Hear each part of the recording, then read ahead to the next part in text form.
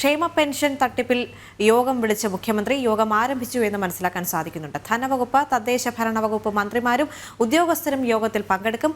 സാമൂഹ്യ സുരക്ഷാ പെൻഷൻ തട്ടിപ്പ് നടത്തിയ സർക്കാർ ഉദ്യോഗസ്ഥർക്കെതിരെയുള്ള അന്വേഷണം പ്രഹസനം മാത്രമെന്നുള്ള ആരോപണം നിലനിൽക്കുകയാണ് മുഖ്യമന്ത്രിയുടെ നടപടി.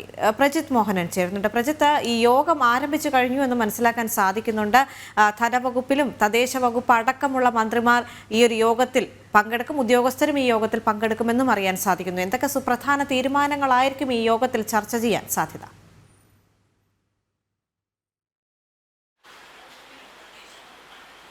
ദേവിക, ഒട്ടനവധി ആശയക്കുഴപ്പങ്ങൾ ഈ വിഷയത്തിൽ നിലനിൽക്കുന്നുണ്ട്. പ്രത്യേകിച്ച് രണ്ട് തരം പ്രശ്നങ്ങളാണ് സർക്കാരിന് മുൻപുള്ളത്. ഒന്ന്, ഈ പറയുന്ന 1458ഓളം വരുന്ന സർക്കാർ ജീവനക്കാർ ഈ രീതിയിൽ ക്ഷേമ പെൻഷനുകൾ തട്ടിയെടുത്തു എന്നുള്ള, അല്ലെങ്കിൽ അതിൽ അനർഹരായി കടന്നുകൂടി എന്നുള്ള ഈ പ്രശ്നം നിലനിൽക്കുന്നുണ്ട്. അതോടൊപ്പം തന്നെയാണ് ഈ പറയുന്ന രീതിയിൽ സംസ്ഥാനത്തിന്റെ വിവിധ ഭാഗങ്ങളിൽ അനർഹരായിട്ടുള്ള ആളുകൾ ഈ പട്ടികയിൽ കടന്നുകൂടിയിട്ടുണ്ട് എന്നുള്ള ഈ പ്രശ്നം നിലനിൽക്കുന്നത്. അപ്പോൾ ഈ രണ്ട് കാര്യങ്ങളും ഏത് രീതിയിൽ സർക്കാർ ഹാൻഡിൽ ചെയ്യുമെന്നുള്ളതാണ് ചോദ്യമുണ്ടാകുന്നത്. പ്രത്യേകിച്ച് ക്ഷേമ പെൻഷനുകൾ വിതരണം ചെയ്യുന്നതുമായി ബന്ധപ്പെട്ട് സർക്കാർ ജീവനക്കാർക്കെതിരെ ഏത് തരത്തിലുള്ള അന്വേഷണം നടത്താൻ കഴിയും? കാരണം നിലവിൽ ഒരു വിജിലൻസ് അന്വേഷണം മാത്രമാണ് നിലവിൽ സർക്കാർ പ്രഖ്യാപിച്ചിട്ടുള്ളത്. അതും കോട്ടയ്ക്കലുമായി ബന്ധപ്പെട്ടുള്ള, അവിടുത്തെ നഗരസഭയിൽ ബന്ധപ്പെട്ടിട്ടുള്ള ഈ പറയുന്ന 7ാം വാർഡിലെ അനധികൃതമായി ഈ ക്ഷേമ പെൻഷനുകൾക്കിടെ അല്ലെങ്കിൽ ക്ഷേമ പെൻഷനുകൾക്ക് അർഹത നേടിയവരുടെ കാര്യത്തിൽ മാത്രമാണ്.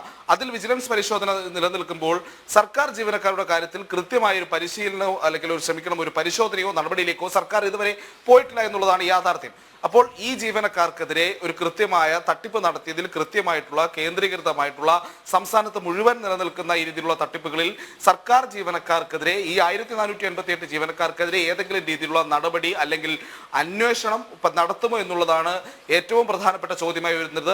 തട്ടിപ്പ് നടന്നതായി സർക്കാർ കണ്ടെത്തിയിട്ടുണ്ടെങ്കിൽ അതിൽ FIR രജിസ്റ്റർ ചെയ്ത അന്വേഷണം എന്നൊരു നടപടിയിലേക്ക് സർക്കാർ എന്തുകൊണ്ട് പോകുന്നില്ല എന്നുള്ള ചോദ്യം ഉയർന്നു കേൾക്കുന്നുണ്ട്.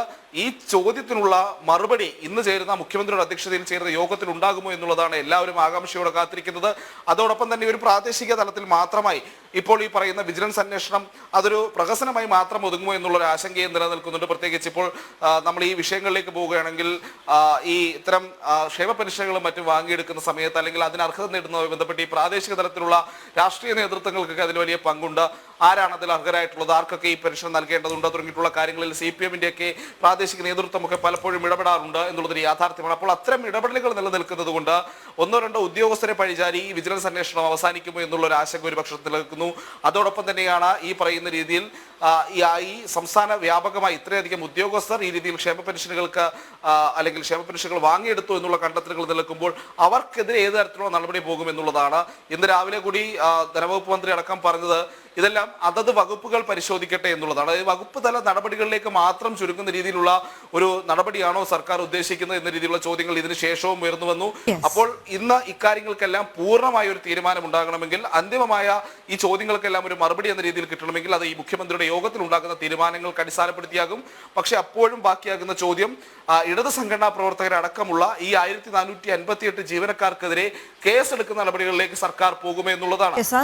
എല്ലാവർക്കും അറിയേണ്ടത്. കാരണം ഈ തട്ടിപ്പിന് പിന്നിലുള്ളവർക്കെതിരെയുള്ള നടപടി അതെന്താണ് എന്നുള്ള കാര്യത്തിൽ മാത്രമാണ് ഇനി ഒരു വ്യക്തത വരേണ്ടത്. ക്ഷേമ പെൻഷൻ തട്ടിപ്പിൽ യോഗം വിളിച്ചു ചേർത്തിരിക്കുകയാണ് മുഖ്യമന്ത്രി. ആ യോഗം പുരോഗമിക്കുകയാണ്. ഇതിലുള്ള നിർണായക തീരുമാനങ്ങളാണ് കാത്തിരിക്കുന്നത്. പ്രജിത് മോഹനനാണ് വിശദ വിവരങ്ങൾ നൽകിയത്.